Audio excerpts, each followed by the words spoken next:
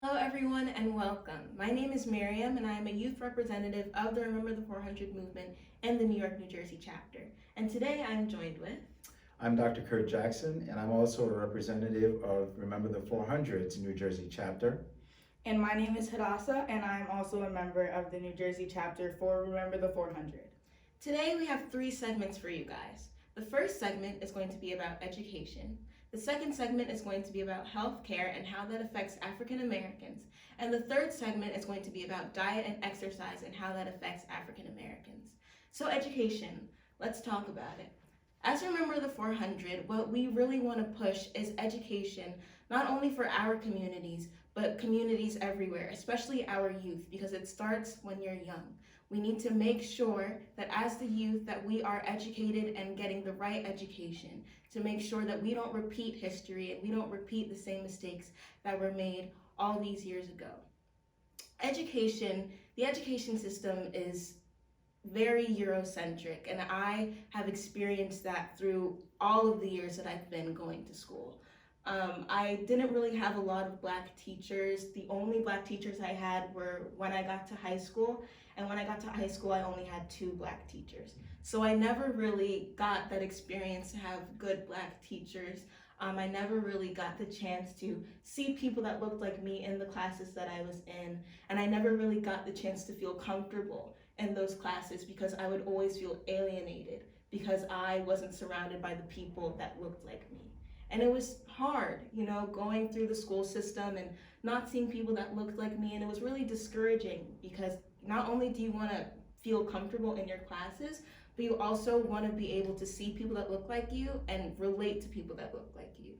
And it was hard to do that, especially in history classes when I would have a white teacher and they would teach me about slavery and different things like that. It's like, how can a white person teach me about slavery when they can't really relate to me in that way? And I never really understood or grasped it because it was a white person teaching me.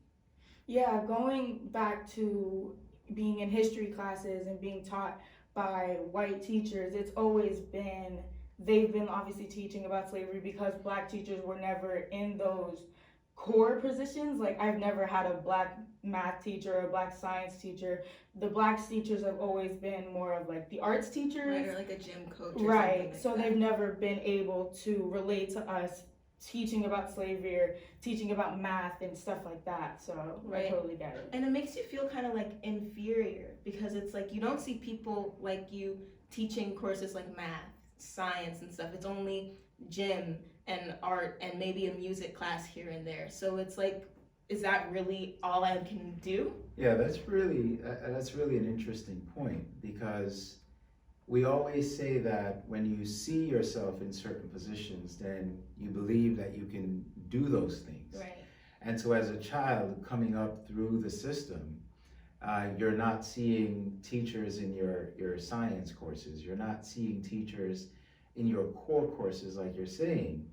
And so then that leads you to believe that there may be only certain avenues right. that are available to you. Right.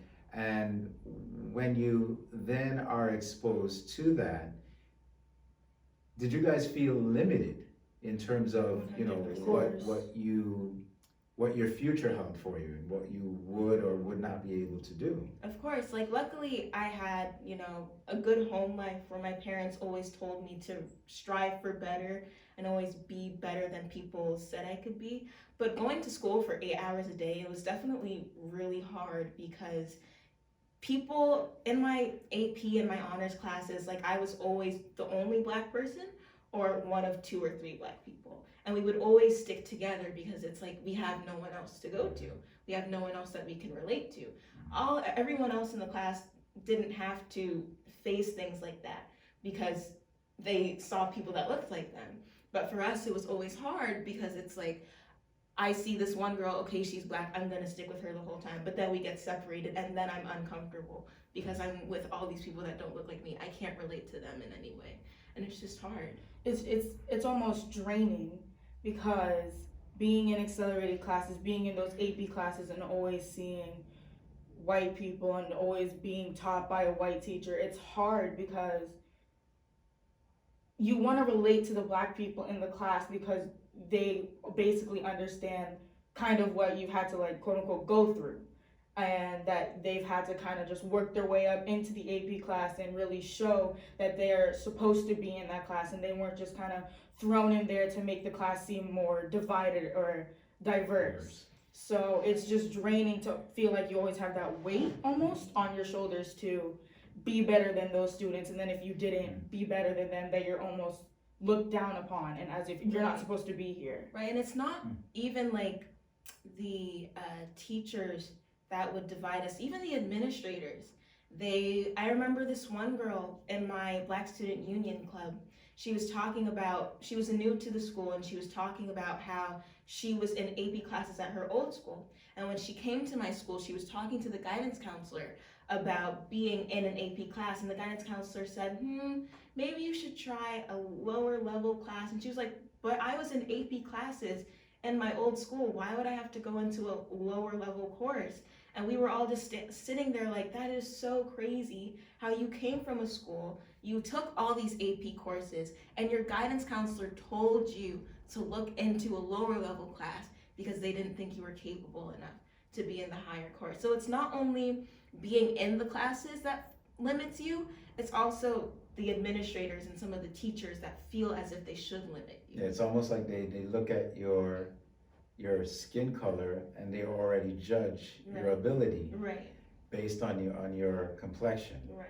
But just to maybe take it back, you have recently graduated from high school, and you're going to be attending college in the fall, and you are about to begin high school. Would you say there was a time that you started to recognize the fact that your color, your complexion was almost being used against you in school, and where because of the color that you were, that certain expectations were placed upon you? Was there a time in elementary school that you guys remember anything that started having you think that way, or was it by the time you got to high school you started feeling that way? Was there a time when you started feeling like, these people are judging me based on my color and what I look like, and not necessarily my potential and my abilities? Yeah, I remember this one experience when I was in elementary school. It was 5th grade, and a black teacher had came in, and it was a substitute teacher, and I was super excited to have a black substitute teacher because we had like never had teachers like that. So she came in, and toward the end of class, she had said, some of you are gonna make it in life, or some of you aren't gonna make it in life. And she didn't pinpoint all the black people, but she kind of like looked at all the black people with her eyes, and then had said, some of you are gonna make it. So just hearing her say that was like, how is this black teacher that should feel some sort of like oppression or some sort of discrimination gonna tell these black youth that they're not gonna make it in life, and that the white students are gonna be able to make it in life? And when my real teacher came back the next day, she was heartbroken. She was like devastated. She's like, I can't believe somebody would say that to you children. And after that, I never saw her until I got into, I think, the 7th grade. And she didn't do anything like bad that time, but it was just like, I remember you saying this stuff, saying that I wouldn't make it in life, and that I would, so yeah. And it's always just like, I've never really had that like boom or like aha moment where this is what it is. It's always just been there, especially going to school down in the South and being in schools that were predominantly white. Like, it's just, you always just felt that need to work harder than everyone else. You always felt that your teachers didn't expect a lot from you, so you would push yourself more so that you could exceed their expectations, which wasn't really a lot because they didn't expect a lot from you. But it's like, when I was going to school in North Carolina, I was the only black person in my class, and I remember just being surrounded by all of these other white people and just making sure that my voice was always heard, So in every class, I made sure that, I would raise my hand, or I would, create some sort of relationship with my teacher so that they could see me and that they could know that I'm not just who they think I am or who they expect me to be, and I'm a lot more than that. But you're more than that. Right. Like in my chemistry class, like my teacher had low expectations for me. It was a chemistry honors class in my sophomore year of high school, and she would just never really pay me any mind. I would go to her for after school help. I would ask her questions during class itself, but she never really paid as much attention to me as she would the other students. And I even experienced that while playing volleyball in my freshman year of high school. Our coach, you knew she had favorites, and they were always the white girls, whatever. She would always put them on the starting team, whatever, and she would never really pay me any mind. Even when I would ask her for help, she would just kind of brush me off. So it's kind of just like, it's always been there. There's never really been that like, oh yeah, this is what it is. But it's like just living, it's kind of the normal. Just living through it. It's just what you have to do because you can't really do anything else. Yeah, I think that's interesting that you guys bring up a couple of very interesting points. Low expectations that they tend to have of us, and the fact of whether or not the teacher is black or white. It's a system. Right. And it's almost as though the system is designed for us to not be successful, so we have to even push ourselves even harder. Right. And as you said in your opening, part of the thrust of Remember the 400 is education. Right. And when we say education, we not only mean education with regards to our own children, but we mean education in regards to everyone. Right.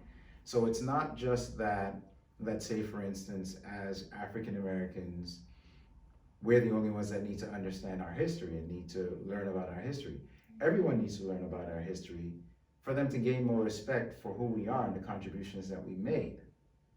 So in order for us to do that, the whole system has to be revamped. And to kind of piggyback off of that point, we live in a state, New Jersey, where in 2002, there was an Amistad Commission that was put together that then mandated African American history or Black history be taught in the schools. Right. And New Jersey was the first state to do that, and for years, New Jersey did that. I think there are now 7 states that have some sort of mandate that African American history be taught in the schools. But it speaks to how broken the system is. Right. Yeah. That there has to be a law that's put into place or a rule that's put into place that says Black history has to be taught in American history, that there has to be a mandate. Black history is American history, or at very least it should be, because of all the contributions that we've made, not only here in this country, but on the world scale. Right. So so to have to put a rule in there to say that this needs to be taught, and then to only have 7 states do that almost 20 years later, speaks to how broken the system is. And that's why we work to try to change the system, and not so much just individuals. Right. So, what you guys are experiencing, it may seem like it's unique to you, but it's really not unique to you. We could put, other African American children in your chairs and have the same conversation with them. And sometimes they could be from, very African American centered type communities, or they could be from diverse communities and still have the same, types of experiences. Right. So it's interesting that you're going through what you're going through, and you guys go through it on almost every level, and you feel that sometimes you're not even seen. Right. And you have to, you've got to push yourself to make yourself seen. And even when you're seen, because of the low expectations, they still kind of push you aside and say, oh, okay, good job, go sit down.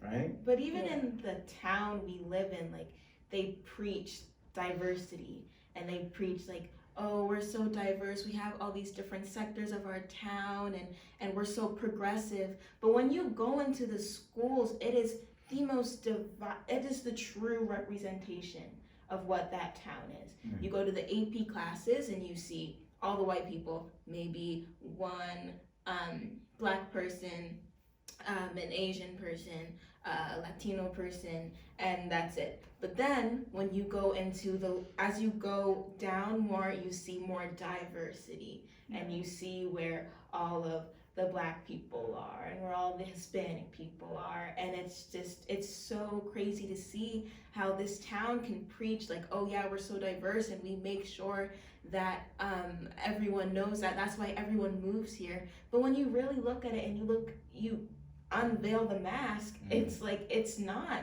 It's the same as everywhere else. It's divided. There is no diversity. Right. Yeah, I totally understand that.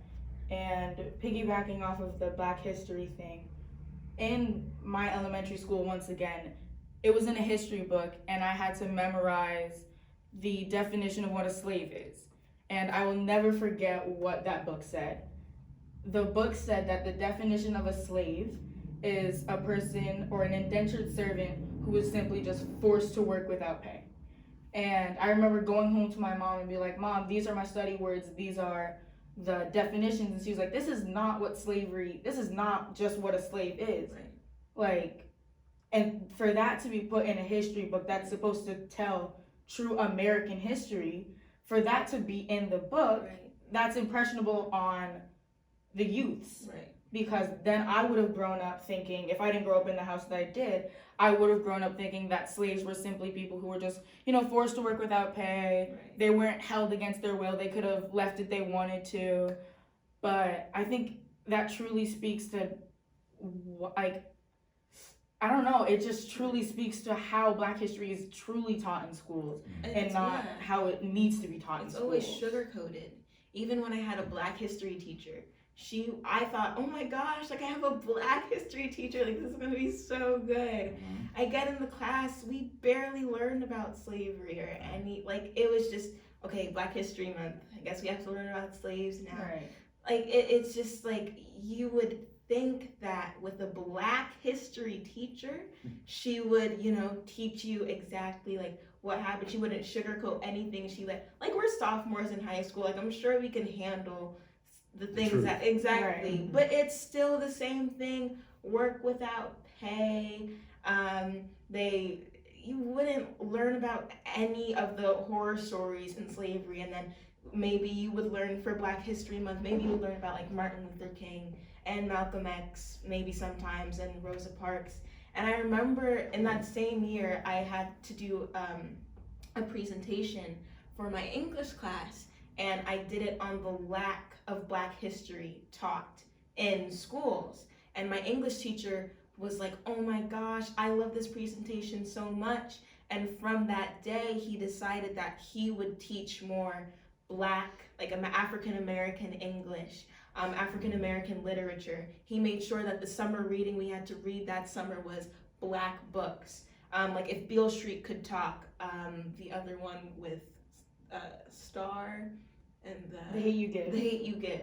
So we had to read those books, and it's like, even then I was like, wow, it's so good that my presentation made him do that. But at the same time, my presentation shouldn't have caused you to teach more African American. That should have been already a thing. Yeah, and that's so interesting, because as I was just saying, imagine you guys are living in a state where it's mandated that the history be taught.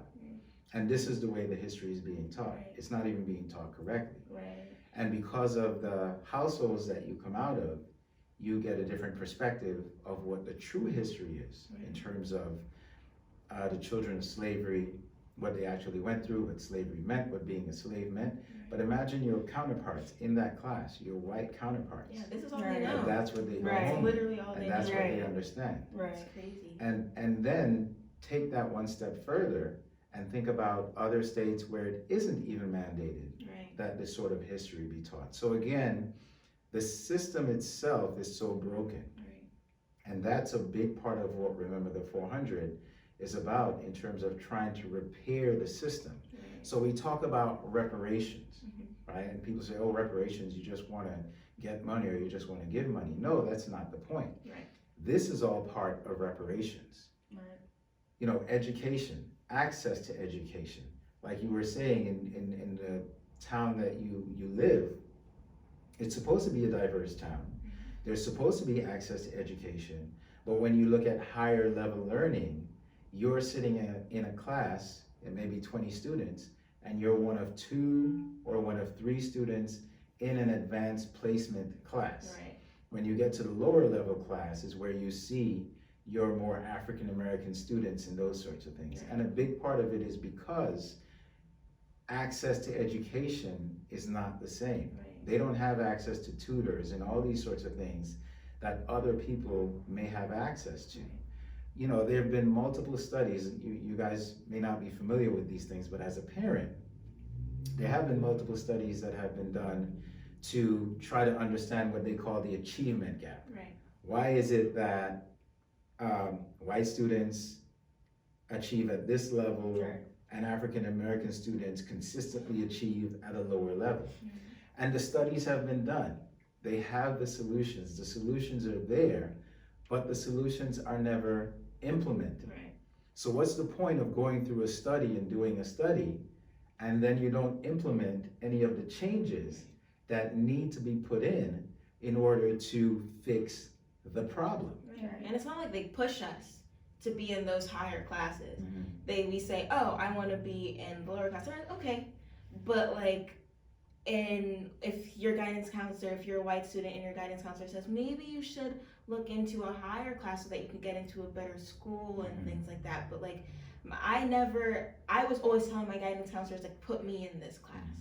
It was never them being like, I think you should be in this class. And then you would see your white counterparts and they would be in all of these higher level courses, and their guidance counselors, their parents, teachers, administrators would push them to be in those classes so that they could get to that higher level of learning, so that they could get into those good colleges and those good schools and have a really good application. Right. For when it's like with me, you would have to tell people that that's the class I want to be in, that this is how I want my application to look. I need to make sure that I take this class so that I can get into this school, so that my application looks good for this school. Right.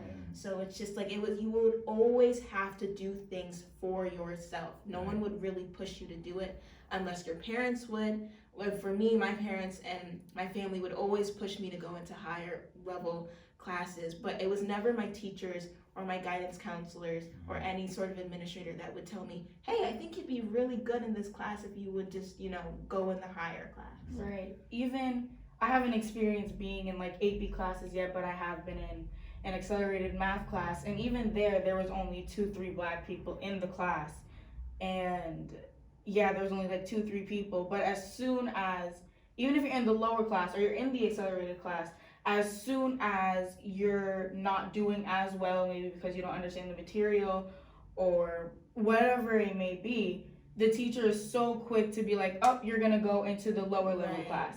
Even if you're in the lower level class, the teacher is gonna be so quick to say, oh, you're going into the math lab class, so that you're still taking a math class, but you're not in the level that you should be. You're not really learning anything. Right, because you're just going over things. Right. And that also has to do with teachers, just like Miriam said earlier, it has to do with teachers just not paying any mind to you. Like, teachers putting you in the class to be so diverse so that when the principal comes in or parents come in to tour the school, then they see, oh, there are black students in this class, but do they really deserve to be here type thing. Right. So it's not fair, because I know so many of my black friends that deserve to be in higher classes and that have asked to be in higher classes to get that higher learning, because they want to write their own history.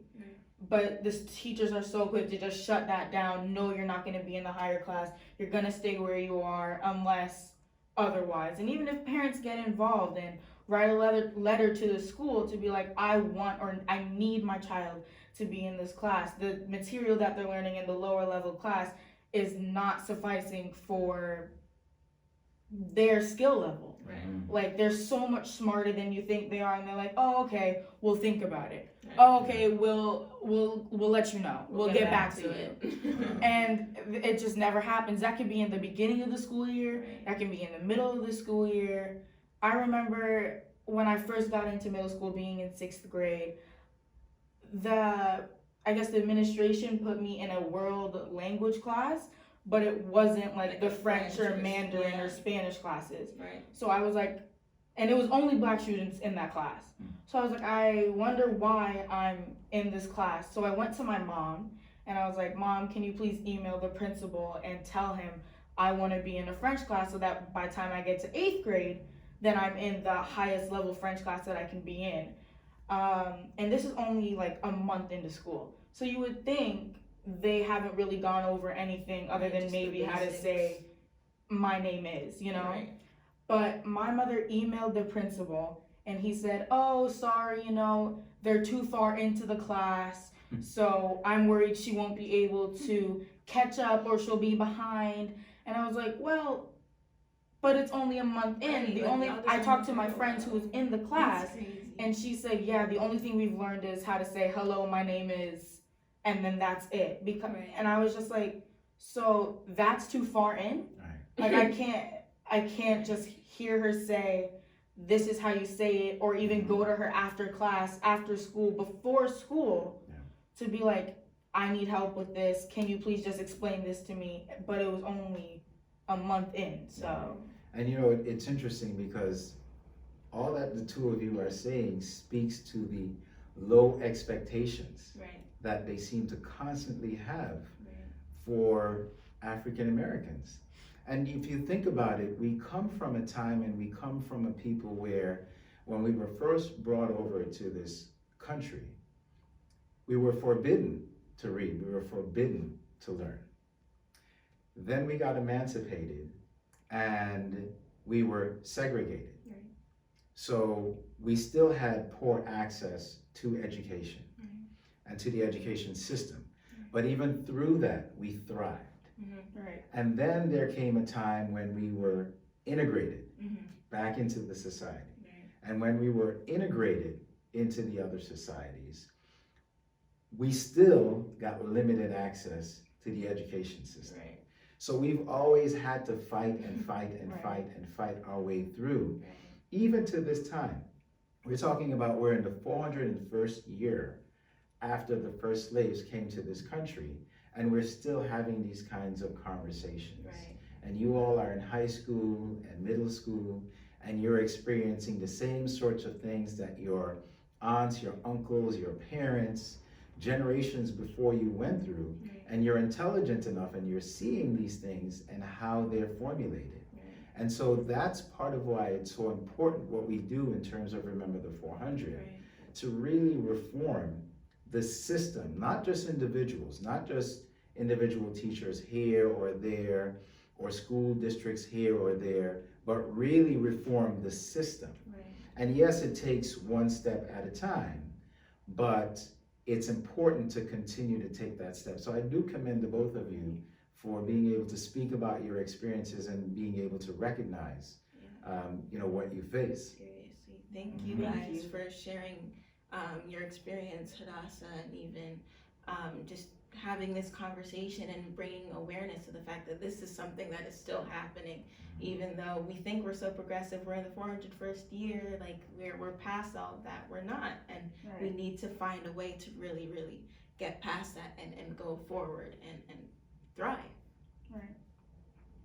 Just ditto everything you guys said. That's so true.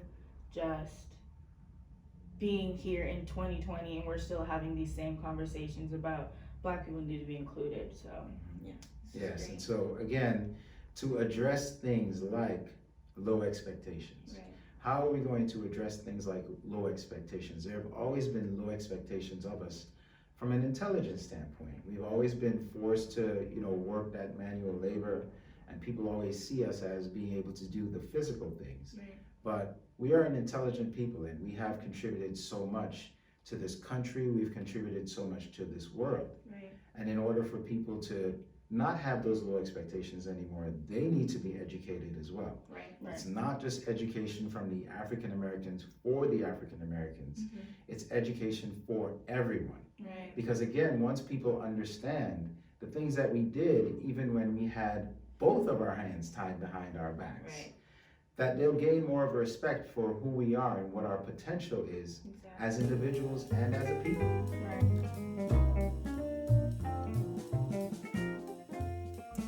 In this segment, we're going to be talking about the healthcare system, how it affects African Americans, and also as African American males going through the process of becoming physicians and our experiences from our perspective. Once again, I'm Dr. Kirk Jackson, a representative from the New Jersey chapter of Remember the 400, and today I have with me I am student Dr. Jeffrey Blair. I'm in my third year of medical school and also a representative of Remember the 400. So welcome, Jeffrey. It's great to have you here. It's good to be here. And I'm really excited, looking forward to this conversation because, you know, being African American males, we have a unique experience. We have a unique perspective on going through the system to become physicians, to serve our communities, and not only our communities, but to serve other communities as well.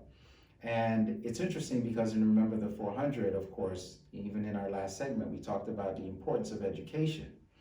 And with that education, how we can uplift not only ourselves and our families, but our communities as well, and how important these things are. But again, as African American males, our experience is a little bit different. We face different challenges, we face different struggles, we see things a little bit differently because oftentimes in the depressed communities that we go into to learn about becoming physicians, we see ourselves in those communities. We have those experiences because we see our aunts, our uncles, our parents, our friends in the patients that we treat and that we take care of. And a lot of times, because we may be one of only a few, our perspective is different. And because our perspective is different, we may have more empathy, we may show more sympathy towards the patients, but we're also challenged by low expectations that may be had of us. We're also challenged by different things that we have to get over from ourselves in order to be able to, you know, to get past things that we're taught. Because the great thing again about Remember the 400 is what we know and what we understand about our history that may not have been taught to us in school about what our forefathers faced. And sometimes when we're going through the process of the education, we cannot help but draw back on, you know, our experiences and our understanding. And oftentimes we have to sort of, you know, put those things aside, at least to get through the process. Definitely. You know, so it's an interesting, I wouldn't say it's a conundrum, but it's an interesting challenge that we face sometimes in terms of, you know, having to go through the process so that we can get to the other side, so that we can try to affect change from within the system, as opposed to always being outside the system. You know, to make things better for ourselves, our community, our people. So I just want to give you a second to kind of talk about, you know, your experiences thus far, because, you know, you're a student doctor now.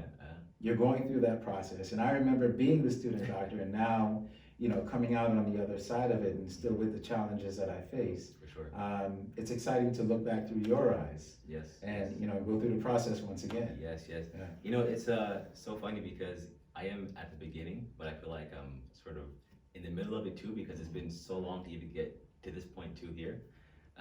But yeah, so I mean, I guess my journey as a medical school student, especially as an African American, has certainly been filled with, I would say, of course, the expected challenges that you expect to go through this sort of challenging journey, but especially as an African American, I think, as you mentioned, what was an important thing is you have to kind of figure out, how do I navigate this world of education, of medicine, in a way that will let me feel accepted in the system, but not so much that I compromise myself to not know why I'm here in the first place.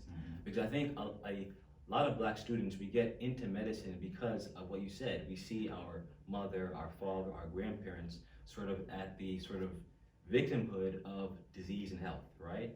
And so when we're in this system, we want to do our best to remind ourselves why we're here, right? Is to help our community. And I think you'll find if you read the personal statements of all of the medical students in the country, I guarantee you that black medical school students will revert back to their personal experience in them wanting to help their community more so, I would argue, than any other group, because it's such in us that we suffer so much from different diseases and health circumstances, right? And so I think because of that, though, we have to really navigate too, because being in the world of medicine and in higher education, there's sort of a dual world that you have to kind of live in, and it's kind of the world that I think it was W.E.B. Du Bois that spoke about. You know, when you go to a place of higher education and you come back, it's hard sometimes to relate to your community. It's hard sometimes because your community might even see you as being a part of that system and being different, right? But then I think at the same time too, you can't really relate to those that are in the system too as well, because they have a totally different experience, right? And so I would say for me, getting into medicine, I always knew that I wanted to be a physician from the time I was maybe 7 years old, right? And I had a great foundation. My grandfather and my parents pushed me really hard to want to strive for excellence in education. And when I said I wanted to be a physician, they were extremely supportive of that, right? But I think knowing what I wanted to do so early, and I think being a part of the system again as a black male, put me in a position where I had a lot of my friends that weren't so clear on what they wanted to do, right? A lot of my black friends weren't so clear on exactly how they wanted to impact their communities, and a lot of them, frankly, ended up going down a path that was even negative, right? And so I think for me, again, it's always been that dual world of how do I stay connected to my community, remember why I'm even in this field in the first place, want the best for my community, but also be able to be inside the system and I guess be able to be successful, right? And so I think that is just one component that's I think extremely difficult, right? And I think apart from that, though, I think the journey itself as a black male has a double layer of being difficult, because you do have the more so, I guess, the antagonistic point where it's not necessarily all the time on purpose that people are trying to bring you down, but like you said, it's the expectation, and it's the assumption that you can't compete on the same level, right? And I'll tell you a story actually. So when I first started trying to apply for medical school, I was actually I went to Penn State at the time, and I was speaking to a advisor of mine, and he was supposed to be the main guy that you go to if you want to apply, right? And so I spoke to him about sort of my ambitions and his, without even really knowing who I was, in the first 30 minutes was trying to convince me in a field out of medicine, right? And that always stuck with me, because I knew that when I walked in that room that he assumed something of me, right? And that wasn't the first time. Even going all the way back to high school, I had even a black professor, or a black gym coach, and he gave me a C on my report card, right? And at the time, not to brag, but I had like all A's getting to that, and when I went to speak to him about it, and I spoke to my parents about it, and they spoke to him about it, his assumption was that I didn't really care about the grade. I just needed to kind of pass, and then so a C versus an A for someone like me wouldn't really matter, right? And so it took him some time to understand, oh, you're different. You're not like the other students too as well. But I think again, even in that, there's something that is good but also wrong, that to be black and to be in a field of medicine or of higher learning, that there's a sense that because you are in this higher field of learning, you are different and special. And I think that can also just be detrimental again to your mindset of remember where you came from, remember your people, right?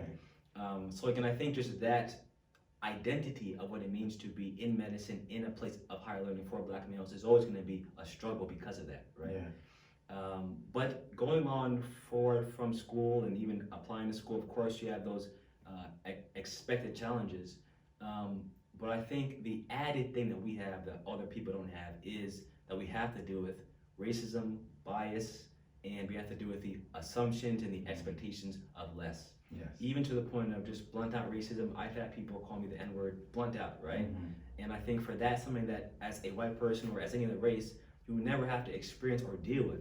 So even the idea of you coming into medicine or coming into a place of higher learning, you're not even thinking that would even affect your life at all. Right. And so therefore, when you interact with people, being a physician, as you know, is very much about people experiences and how people, how you treat people and how also people perceive you, right? So if you are going into a patient room, you have to understand that this person might have had some experiences you have never had, right?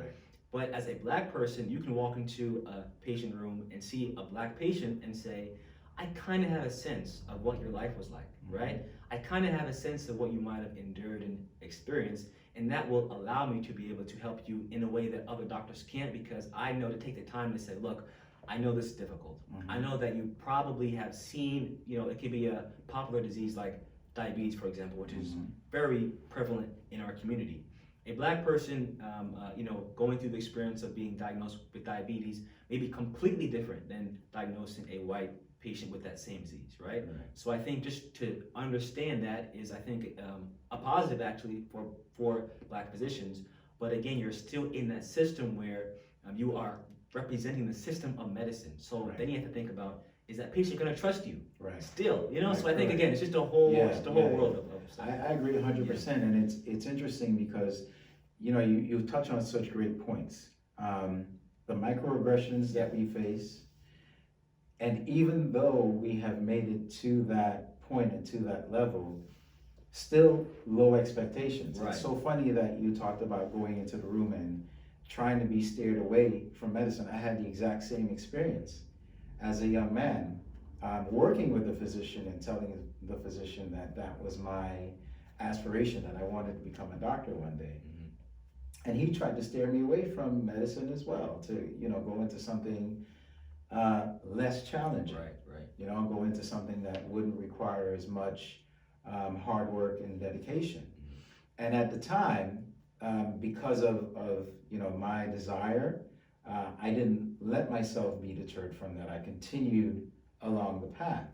But it's funny that we have this similar experiences. We're a generation apart, and we have the same type of experience, that we face these sorts of things. Even when we get into these circumstances and the situations and we're in the institutions of higher learning, the way that we're perceived, that people perceive that it's some sort of assistance program or something that allowed us to get to the level that we got to. It's got to be affirmative action. I remember being in medical school and hearing comments that it was things like affirmative action that allowed me to get to where I had gotten to.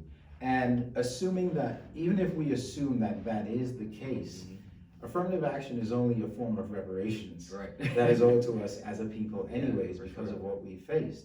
But it takes away from your accomplishments as an individual, that people look at you and they immediately assume certain things about you, like you said, that they wouldn't assume about a white person, a Caucasian, or an Asian, going into a room or being in a medical school. It's like those things are assumed that they're able to do that, but for us, we're not able to do it unless we have some sort of assistance. And then taking it a step further, like you're saying, and even being in, not just from the training standpoint, but being a physician and being in the profession, is sometimes you walk into the room and they're asking you, where's the doctor?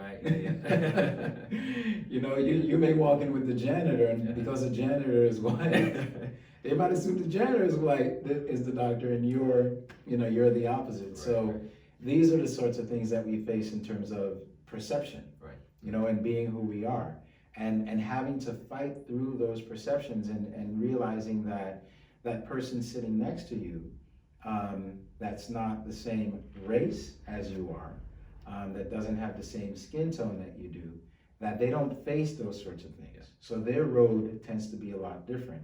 And I think you're also right that when we, go into a room, or that we are taking care of a patient that happens to be from our community, that we have a little bit more of an understanding of their perspective. We know the history of medicine, and we know the history of medicine because we've made it our business to know the history of medicine and how it has affected, our people and our community, because as a people, we have experienced something completely different from the healthcare industry, from the time that we were brought to these shores. So again, that's something else that paints our perspective. You and I go into a medical school class, and a medical school class has over 100 people. My medical school class had 180 students. And out of those 180 students, there were 5 of us that were males that were either African American or Latino. 5. Wow. In a class of 180 students. I have a similar story in my medical school too. 162, I think, so we started with. And I was the only black male student there. Well, Imagine not just that. male, the only black student there. Yeah, imagine that. And this is, I won't say how long after I went through this, but it's a while after I've gone through, and we're still facing these same issues. And so then we gravitate towards each other because we share, certain perspectives, certain similarities, that we feel a connection towards each other, and we then help each other get through that process and go through the system. And even if you go to, historically black, colleges and universities, and you go through what we call a historically black program, at some point you get into the system, and you are the only, or you are the only one of 3 or one of 4 or whatever it may be. I heard an interesting statistic earlier this week that African Americans make up 5% of physicians in the country. 5%. We're 13% of the population. So you talk about underrepresentation as minorities, and we see it in that system. And so it does give us a different perspective, and it makes our challenge a little different in what we experience as African Americans going through the system and going through the process. And sometimes again, it's not only the patient, it's your professor. You go into your professor for advisement, or you go into your professor for assistance, or whatever it may be, and you sometimes feel that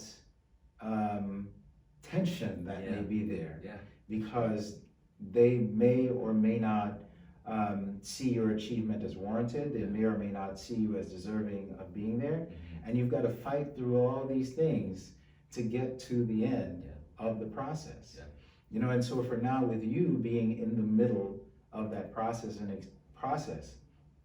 experiencing the things that you have, do you feel like it's changed your perspective on what you thought medicine was like before you got into the system, and now that you're in the system, or is your thought process and your perspective still the same? Do you feel like you've been tainted or affected in any way by your experiences?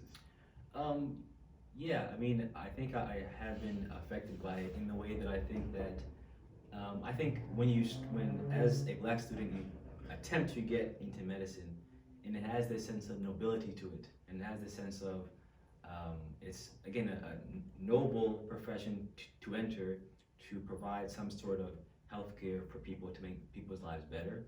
And I think when you really get a sense of, one, the history, as you mentioned, you see that there were many times in the healthcare system actually made people's lives worse.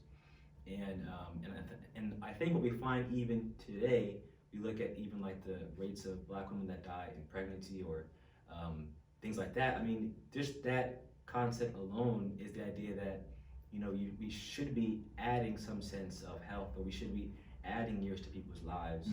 And I think when you see the statistics and you see again the history of how black people have been treated, it kind of makes you feel like, is even this system that I thought was that noble not as noble as I thought in the beginning? That's the first thing. The other thing is you start to realize, in what way can I change the system from the inside, right? And I think it's important, but I think again it's just that struggle of a system as large as the healthcare system that is marred with bias and racism simply because of the nature of the society in which we're in, right?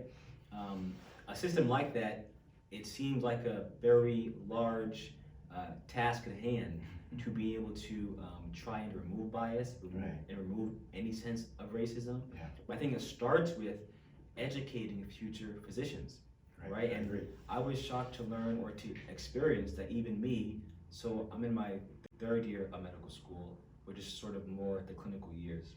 And I was sort of shocked that even throughout my first and second year, which are more so the didactic, type of lecturing, that we didn't learn a lot about Black history as it pertains to medicine, right?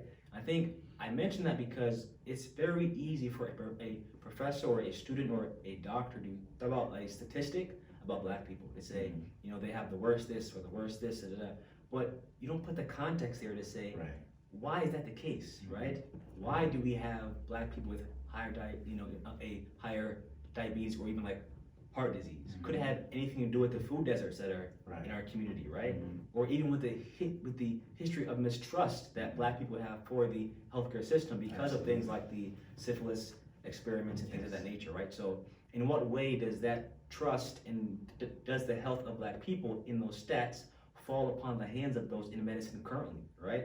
Because in what way have you benefited off of the pain and suffering of Black people in history? Absolutely. And that adds over time to the point where Black people say, I don't want to go to the doctor because I'm just going to get something negative or bad news or whatever it may be, right? Yeah. So you have this distrust there.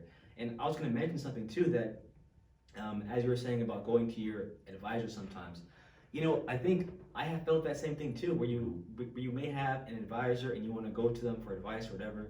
And I think it's that struggle of like, and it's kind of sad, but it's the struggle of, do you want the best for me, right? And I think even in medicine, you kind of realize, do I even trust the system, right? And I think is a very sad and scary thing, especially considering the stake is life, right? And so I think my view has been sort of altered in a bit, but in a way that makes me excited and makes me more passionate to want to think of what are ways that we can be innovative and creative to create a better healthcare system, better hospitals, better clinics, and better physicians that actually understand what it is to give proper healthcare that is actually equal and actually helping people, I guess, to live more fulfilling and healthier lives. Right? Yeah, and we it's such a great point because we constantly face that challenge. And I think a big part of this too is, yes, as African Americans, we need to be able to deliver that type of care to our communities. But as part of the education system, this system again as well, is that it's not only important for us to understand those types of things, but it's important for others to understand it as well. Because we know that as we go through this process, we see the disparities in the healthcare system, just in our training. You may go to one hospital that's called a training hospital. And the training hospital that you go to is where you see all the low-income families and the Medicaid type patients where they're getting assistance from government and that sort of thing. And in those places, you tend to see more people that look like you. But that's because of the system that they come from. That's because of the system that's been set up around them, right? That's why that happens. We go to the hospitals that are more affluent and we see a different type of population there. We even see different types of diseases there. We see different severities of diseases there. And so it's not only, again, for us to understand what role the community that you come from, the food deserts and all these sorts of things play in the severity of disease, but it's also important for others that don't even look like us. Because if we're 5% of that group, so that means there are 95% of the other doctors that are also going to be taking care of our aunts, our uncles, our mothers, our fathers, and they need to have that same sort of empathy as well. And the way for them to have that is to be educated about the communities that these people come from. Right. And so, in recent years, you do see that there are attempts Yeah. that the system tries to make to right those types of wrongs and include the proper sort of education. But we also see the huge gaps in these programs as well. Yeah. And so in order for us to get over that and to get past it, it's so important that we continue to push forward, that we continue to show our community that we're not so entrenched in the system that we become a part of the system, but we're actually in the system and we're trying to affect a change that makes it better for them. Yes. Because again, I think another great point that you made spoke to how our community trusts the system. Yeah. It doesn't surprise me that sometimes I will go in and take care of an African American patient, and they'll look at me with a certain level of suspicion. Yeah. If I'm telling them that certain things are wrong, and what they need to do to improve their health and that sort of thing, because again, there are systemic things that have occurred that have gone on through the generations that has caused us to not be so trustful. And I say us, even though I'm part of the system. Yeah. We know that there are certain things. So all these things are points that have to be addressed so that the proper type of healthcare is delivered. And not only that, when the other part of it too is when we talk about healthcare, a lot of times we're talking about treatment. Yes. Right? And there isn't the point of practicing preventative type medicine. Yes. Doing things that keep people from getting those diseases, that getting those certain conditions. Right. You look at the top 3 killers across the board. You talk about heart disease, you talk about cancer, you talk about strokes. A lot of these things are preventative.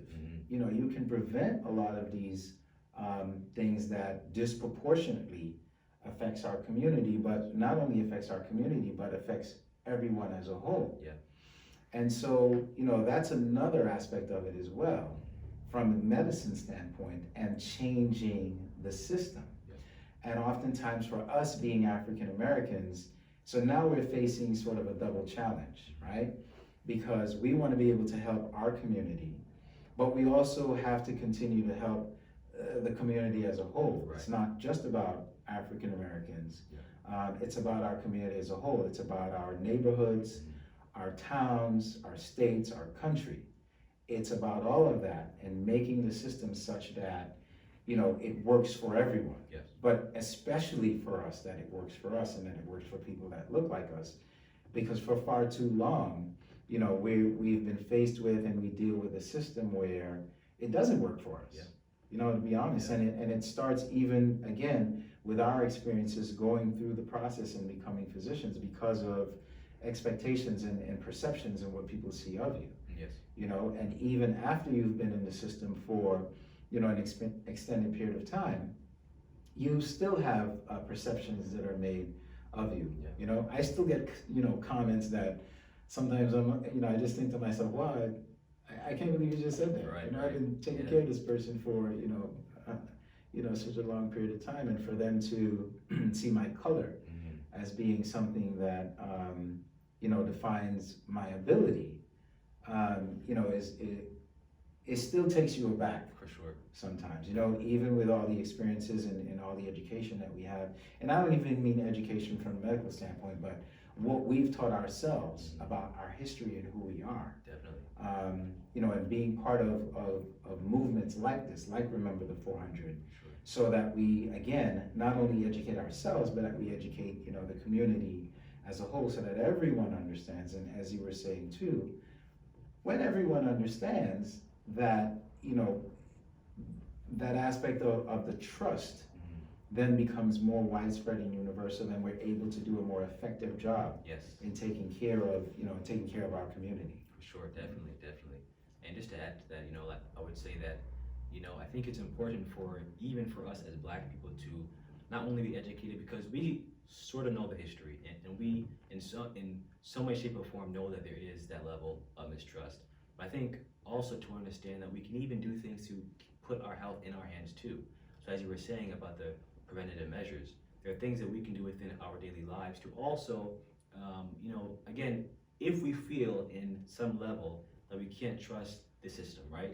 We have people like yourself, like myself, that are trying to change it from within. But while that is going on too, as Black people, we can take our health in our own hands and think about what are we putting in our bodies, what are we doing on a regular basis to keep us on a path of good health, right? Because I think even that in itself is a form of revolution, right? To want to have good health and to want to push yourself and your family to have good health too as well, can, I guess, fight the system on both levels, because you're pushing against that, that statistic that says you're gonna die by this age, or you're gonna get cardiovascular disease or what have you, right? So I think again, it's just education, like you said, on a major level for everybody, for sure, definitely. Yeah, and that's such a great point, because again, from the preventative standpoint, and we think about a lot of these things are diet related, let's say, right? And so as a community, there's a reason why there are certain things that we gravitate more towards in terms of our diets. And when we start understanding more about, who we are. And again, that's why I go back to Remember the 400, and why Remember the 400 is so great, because that's one of the things that we're trying to do even in the African American community, is to have people recognize who they are. Because then when you recognize who you are, then you realize that there are certain things that you do that are beneficial to you. And I even mean on a physical standpoint. There are certain things you do that are beneficial to you. There are certain things that you have been doing that have not been beneficial to you. And so if you cut those things out, then you enhance your physical health. And if you enhance your physical health and your well-being, then you're able to do a whole lot more, from so many different perspectives. So to, get our community to that point, where because of understanding who you are, then you change the way that you live your life, and you affect not only yourself in a positive way, but you affect your environment in a positive way, is such a big thing as well. And, then that trickles in down to us as well, right? Because then we're taking care of a more healthy, community. For sure. And that trust factor doesn't become such a big deal anymore. So if I'm, telling you certain things that will help to enhance your health, that you actually trust me because you believe that I have your, I have your best interest at heart. That I'm not just doing this because I'm a cog in the system, the wheel of the system that, depresses you economically, that depresses you educationally, that depresses you from a health standpoint. But I'm actually part of a system that's trying to lift all these things up. For sure. So, it continues to be our challenge to try and make things better for the generations coming after us. And even from the standpoint of the more of us that are in that system, the more our future generations see themselves and believe that they can achieve these sorts of things. Because in the previous segment, we talked about, again, low expectations, middle school, high school, the primary education, and the low expectations that are involved in that. And part of the low expectations being that these children don't get to see people that look like them doing these sorts of things. So the more that we are visible and the more that we do these sorts of things, the more that the generations coming up behind us feel that they have the ability to do what we're doing, because then they see it's not an impossibility, or they see that it's not something that is unattainable. For sure. That they're actually able to attain and achieve these things. And then that in itself then makes it easier for them, because some of the challenges that we face, or some of the things that we may think about that kind of tends to stunt our growth, so to speak. They don't have to, worry about these things. They don't have to face these. Well, am I, did he just say that because I'm Black? Or did they just do that because I'm Black? Or they don't face these things. They just focus and concentrate on the task at hand. and they're not so hindered by, other people's perspectives. And feel supported by that community Right. too as well. Exactly. I mean, even for myself, I'm still in that stage of that student stage, but I look forward to the day when I can have even black students and sort of be in a position where I can help other black students that would like to join this profession too. Right. Because again, it's not a perfect system at all, but I think being as a part of the system, we are trying to help it to progress, Right. and that means again trying to help black students in black student positions get to a point where they feel supported by the entire system as well. That's the only way to have a ultimate level of health within our communities. Yeah. I believe for sure. Yeah, and I agree with you 100% in terms of even the mentorship aspect Yeah. of it. And just trying to help those that are coming along, to pull them along as well. Yeah. And to show them that we're not very different from, the people that we grew up with. Yeah. Maybe we were a little bit more focused in, in what our objectives were, but in terms of our ability, we're not very different from the community that we come from. Yeah. We're not different from the community that we come from. Yeah. So if we're able to be those mentors and to pull our children along and to help them get to the point that we are, then the more representation that you have, the better the system becomes. Yes. And as you said, it's a flawed system. Yeah. No one, no one can dispute that. Yeah. That's indisputable. There's no perfect system. Right. But we can certainly continue to do the work and do all that we can to make sure that the system gets better and that it gets better for those people that look like us. Especially, yes. So, it's again, it's so exciting to look at it from the perspective of going through that system and then to have, a young soldier like yourself going through that system as well. Yeah. And to do everything that, I can and do everything that we can from our community to help to, pull you along and bring you along. And then when you come out on the other side, that you continue the same process, that you continue to pull people along. Yes. To help them to get out on the other side as well, Definitely. so that we can affect change to the system, so that we can make the healthcare system more amenable to ourselves and to our people, and that the things like the distrust that our community has faced even within the system, that we do away with these sorts of things. Perceptions, that we do away with perceptions, that people understand that our ability is not limited to our skin color. That our ability is way beyond that. So we continue to work and try to change the system to make it better, again, not only for ourselves, but for all of those around us.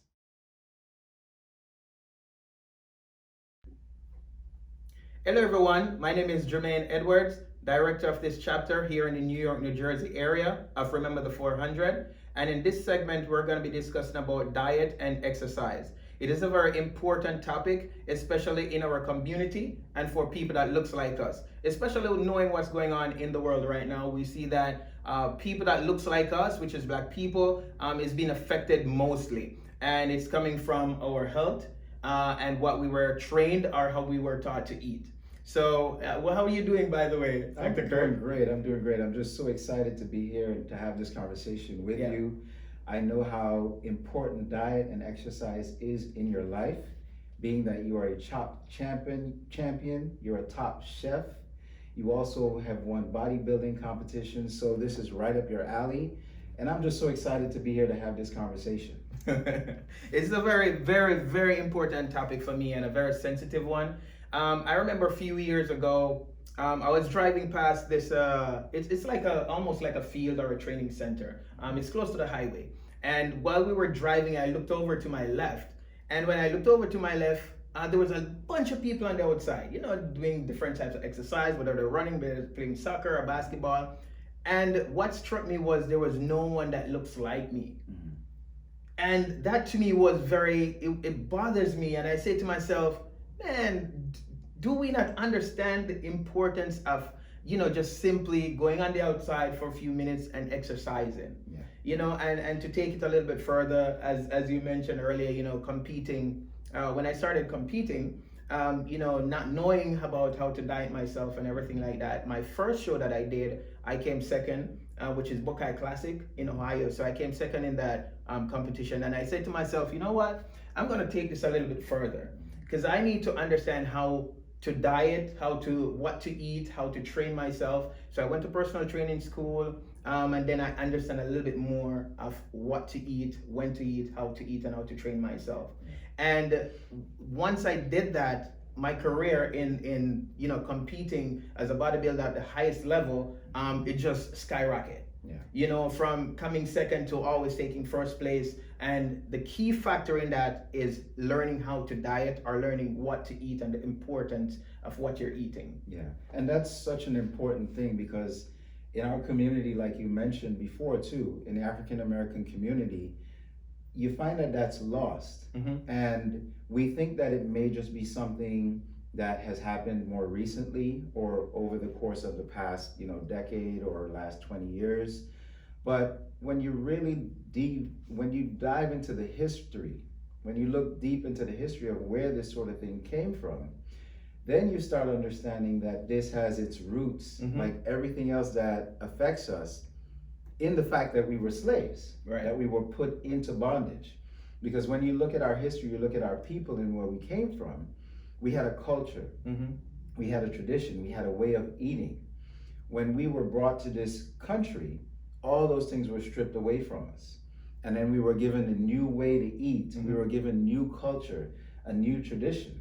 And now what we're seeing is the manifestation of all of that. True. So when you talk about the things that affect our community and our people from a health standpoint, you look at things like heart disease, Mm-hmm. you look at things like strokes, you look at things like diabetes, you look at things like high blood pressure.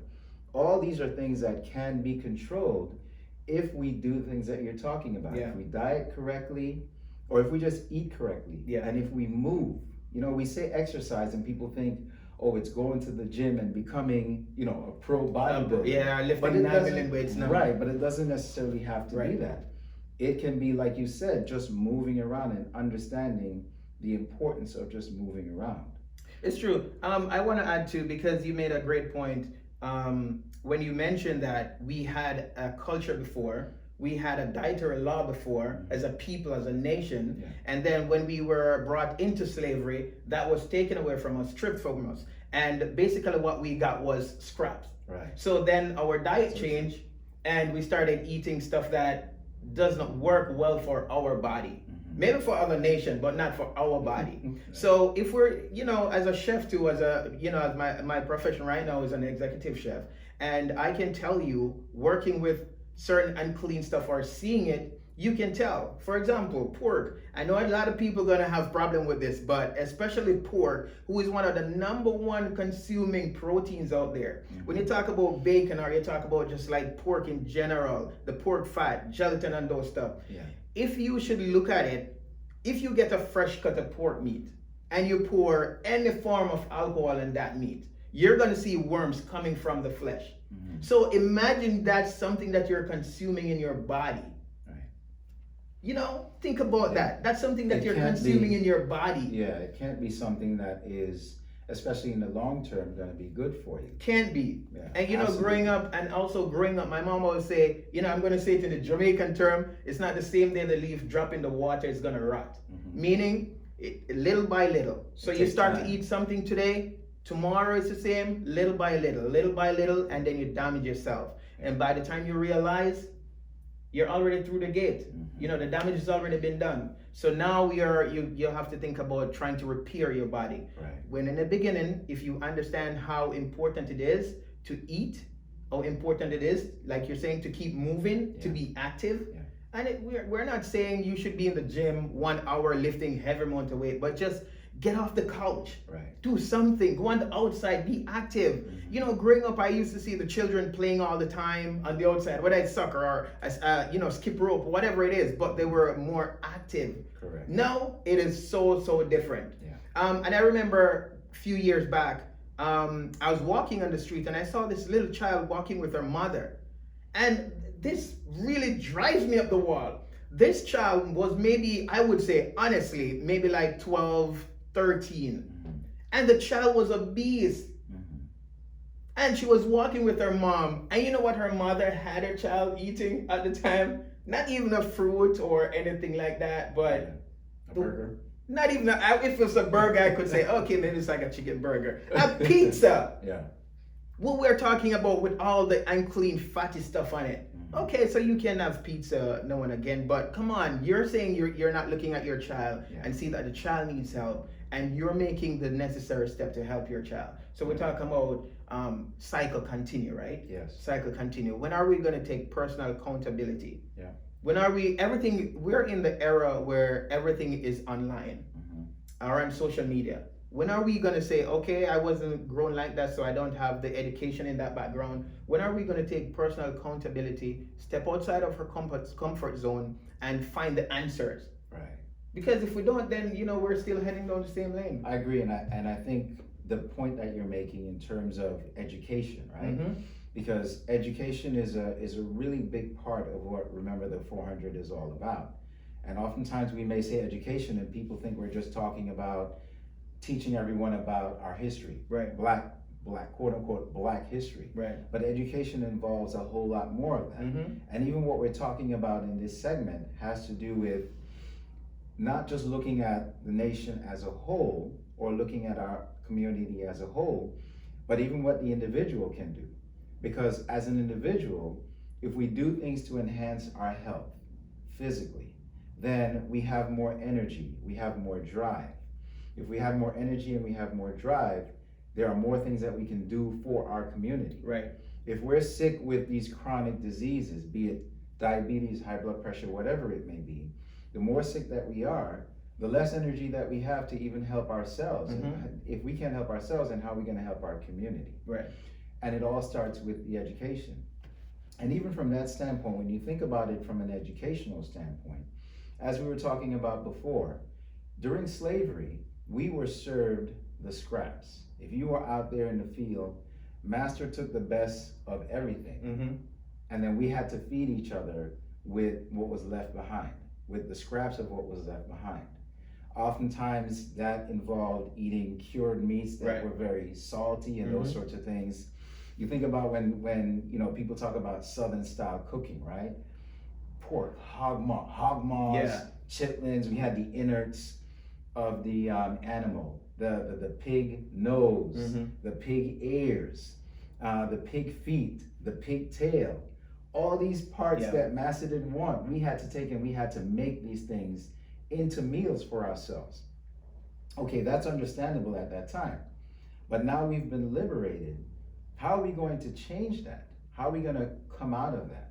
And not only that, when we look at our forefathers and what they did during the time of slavery, I hate to say it like this, but we were active because of what we were forced to do. And even before that, when we look at our history, before we ever came into being slaves, we were farmers. We worked the land, we tilled the land, we worked with the animals. When we ate, we took the best of the animals. When we ate, we took the best of the fruits and the vegetables that we grew. So now we go into bondage and we have to get the worst of it. Then we come out of bondage. Why are we still taking the worst of what is out there and putting those things into our bodies? You fast forward into our time now. You fast forward to integration. You look at our communities and where we live, for the most part, urban settings, those sorts of things. They talk about food deserts. Why are they called food deserts? Because you can't find nutritional food to eat. Right? So our people go to the cheap things, the pizza, the fast food, the junk foods. And on top of that, like you said, we become very sedentary, so we're not moving anymore. So now we're combining poor eating habits with not moving at all. It's a recipe for disaster. A recipe for disaster. And also, this is the part that really gets to you, right? So this is what they've been doing. They know better, because if it's messing with their health, if something happens and they go to the doc and their doc, oh, you know what, you have this illness. Really, doc, what can cure this for me? Well, diet and exercise.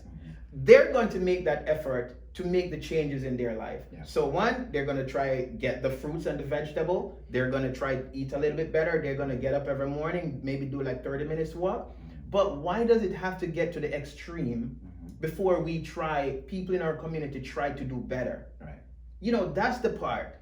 Personal accountability. Do not wait until it's too late. Right. Because when it's too late, you're out. It's a Yeah, you can't band-aid. turn You back. can't turn back. You can't You turn know, back. but you can prepare yourself, you know, from early. Okay, we're talking about the future of the generation, which is the children coming up. Right. Let them understand, you know, you're the parents. We are adults. Our life should be an example for them. So think about it now. How am I going to set an example for my son or my daughter or a young person walking on the street? You know, I work with some top athletes in this country, and there's one thing. So you know, they compete at whatever sports level they're going to compete. But when they finish or they retire, and you see the same person, Yeah. it's mind blowing to see how they look. Right. So then you say to yourself, I don't understand.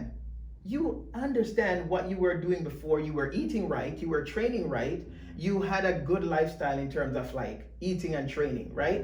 So what happened after you retire? Yeah. What happened after you leave the sport or you leave the game? Why did you let yourself go? Why did you fall back How did into you let the... yourself go? Yeah. Why did you fall back? Yeah. You know, because now they're unhealthy. They start to develop this type of illness, disease, whatever you name it. It's coming on them because they stop eating properly. Absolutely. Now, when they were full force in their training because they want a long career, when you look in their plate, there's always something green. You know, it's always something green. You know, they come around, hey, coach said something green got to be in the plate, guys. You know, so there's always something green. There's always a protein and there's always a carbohydrate. But beyond that, you know, because they're on a professional level. So let's take it a little bit further down. Yeah. It is actually cheaper to eat healthy than unhealthy. Absolutely. If you go to the grocery store, you go to a farm, it's actually cheaper for you to get a bundle of vegetables, whether it's collard greens, whether it's broccoli, whatever it is. It is cheaper to eat healthy than to eat unhealthy. Yeah.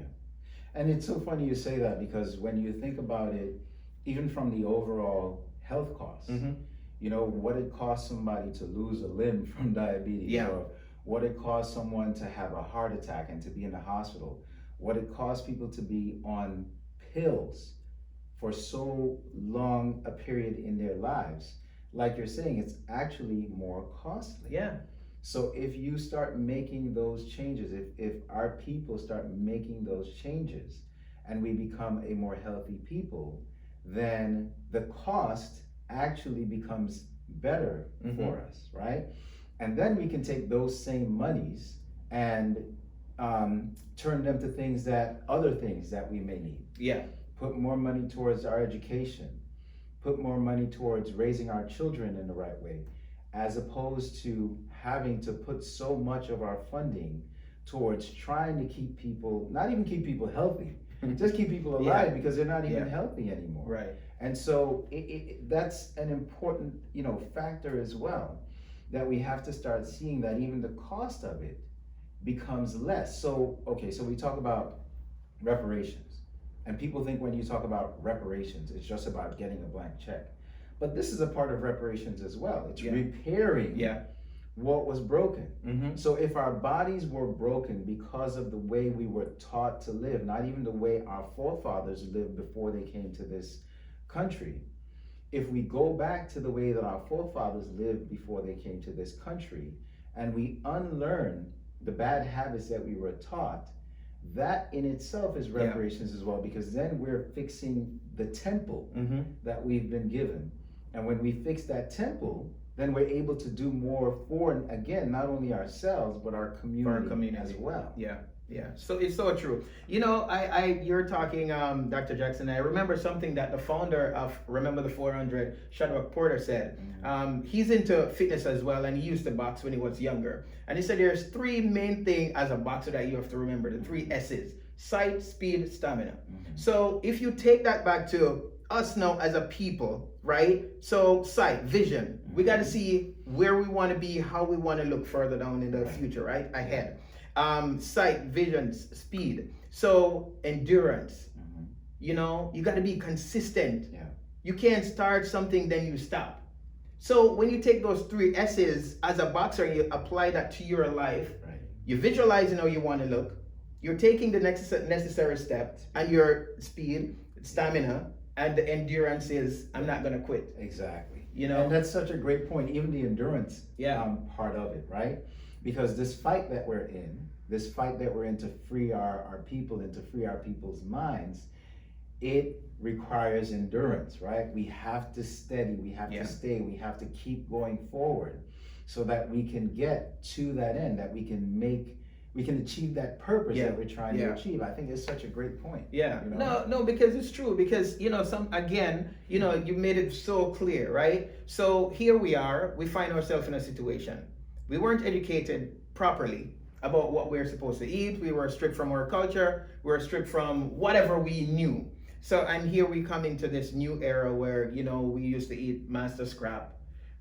But now we have an understanding. The information is at our fingertips. Yeah. So we have to take personal accountability, find out what we need to do to adjust and change the narrative. Absolutely. We have to break the cycle. Absolutely. Break the cycle where, see the global pandemic that's going on now affecting us as Black people. If we had changed the narrative, I'm sure that would be a little bit different. Right. Because just as you're saying, it wouldn't be no diabetic, it would be minimal. Exactly. Yeah. Because when you even look at this pandemic, who's at greatest risk? Yeah.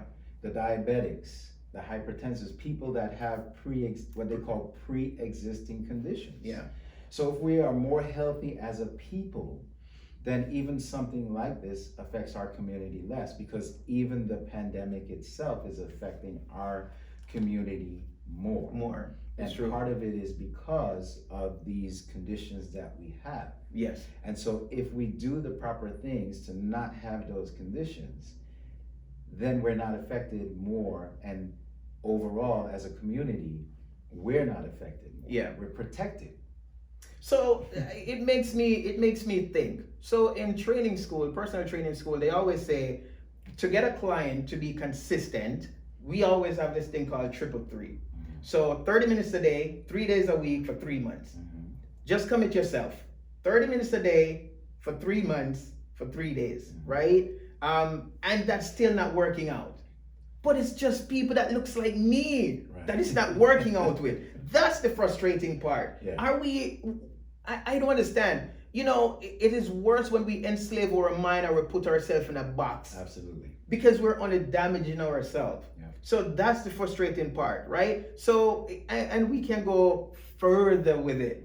Because here we are talking about reparation, right? And we want to educate the youth, and we want to break from this, and we want to break the chains, and we want all these stuff. Right. But it comes with us first. Right. If the body can't do the job, What's the point? what's the point? And then the thing about it is too, when you really think about it, the healthier you are physically, mentally it helps you as well. Yes. So a lot of these mental issues that our community faces, not that it would go away completely, because part of that goes back to the way we've been treated in this country. But the more that we take care of ourselves physically, our mental health also is enhanced, and it benefits from it too. It's so So true. it all works hand in hand. Yeah. We can't compartmentalize these things and think that if we don't, if we do one thing over here, it's not going to affect what we're doing here. And again, I think your point is great about trying to set the example for the future generations. So we know these things, right? We know the food deserts, and we know how bad the junk food is for us, and all these sorts of things. We know how bad what they call the sedentary lifestyle, just sitting down in front of the computer, is for us. So as you're saying, if we know these things, we have to take that personal accountability, make those changes, so that not only we make ourselves better, but that we show our children the examples. They take those examples and carry them out into future generations as well. And everything, it's gonna make a big difference. And I really wanna, you made a great point just now too, Dr. Jackson, with the mental part of it. Because if you get up any particular day and you feel, not 100% like you normally feel, and you go for a run, or you go hit the gym, your body start to release the endorphins. So once your body start to release that, everything changes. Your mood get different. It's like you start to visualize things a whole lot different. So even the mental institution, if you go there, you talk to some of them, they're always telling them, okay guys, it's time to get up and walk around. And they walk around the table for a couple minutes. You gotta exercise. That You is have to key. You move, have yeah. to keep moving. Yeah. So you're not stationary. You're not just sitting. Yeah. And that is one of the problems too. The children need to get on the outside Yeah. and be more active. Yes. Yeah, you can play games and you can go on YouTube and those stuff, but they need to be more active. To an extent. To an extent. Yeah. They need to be more active, and that is gonna help them. Absolutely. And even just beyond the children, like we're saying, parents as well. Yeah. Because just because you have been diagnosed with, whatever condition it may be, whether it be diabetes, high blood, whatever it is, Mm-hmm. just because you're diagnosed with a condition, that doesn't mean it's a death sentence. You still have opportunity to make things better. Yeah. And as long as you have that breath, you have the opportunity to make Reduce it the better. N factor. So you Yeah. take advantage of it. Again, I think it's so important what we're talking about in terms of Remember the 400, because part of Remember the 400 is the education. Yes. And it doesn't only mean education in terms of history and our history, but it means education in terms of making ourselves better, improving our personal health, Yeah. improving our personal well-being. And there is a physical response that our body has Yeah. to these things, like you're saying, with the exercise. So now self-esteem also benefits from that. Right. Because if you're taking care of yourself, you feel better about Mhm. yourself. If you feel better about yourself, your self-esteem is greater. And so then people trying to put you down and tell you that Yeah. because Yeah. your skin is black upon you, or you have your woolly hair, that is somehow something that is ugly. That doesn't quite work on you. And it's because you're taking care of yourself from the inside out, Right. and you're enhancing every part of your being. So it's just so important Yeah. when we look at these things, diet, exercise, and how that affects our health and our wellness. And then our health and our wellness, and how when we take care of those things, it makes us more rounded as individuals. And then if we're more rounded as individuals, then we can help our community Yeah. even more. Yeah, so true, so true. It is really important, and I really hope, I really appreciate and I like Remember the 400 and what we've been doing. I definitely have learned a lot. I've seen a lot, because now you're going back into history and you're seeing how we get here. If you don't understand how you get here, then you're Right. going to stay here. Right. So if you understand how to get here, then you're going to change the narrative. You're going to change the Absolutely. situation so you don't stay in the pit that you're in. Yeah. Wow, those were some great discussions. We covered topics like education from the youth perspective, we covered healthcare, and we covered health and wellness and how that affects your diet and your exercise. I loved all of the conversations that we had today. It just brought me back to everything that Remember the 400 has been doing over these past 3 years, even from when we were in Virginia this time last year.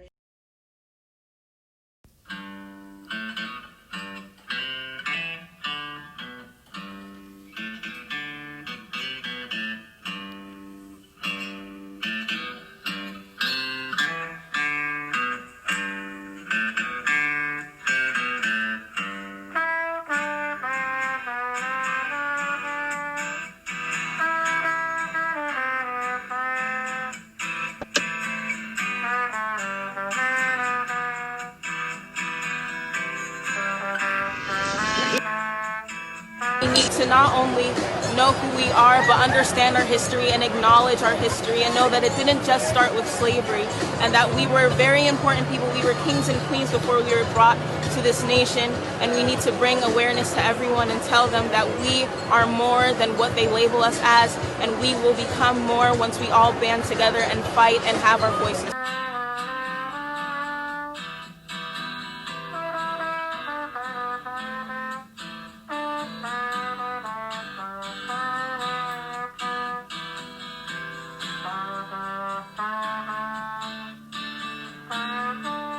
This is called sweat equity, ladies and gentlemen.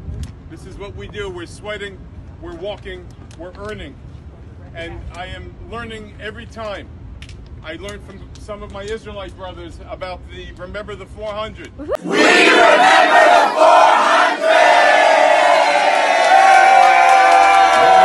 We have done so much. much nationally and globally. Go to our website, sign the petition to make August Freedom Month. Click the link to our GoFundMe page so you can donate. Thank you and happy Freedom Month. Happy Freedom Month, everyone. Bye.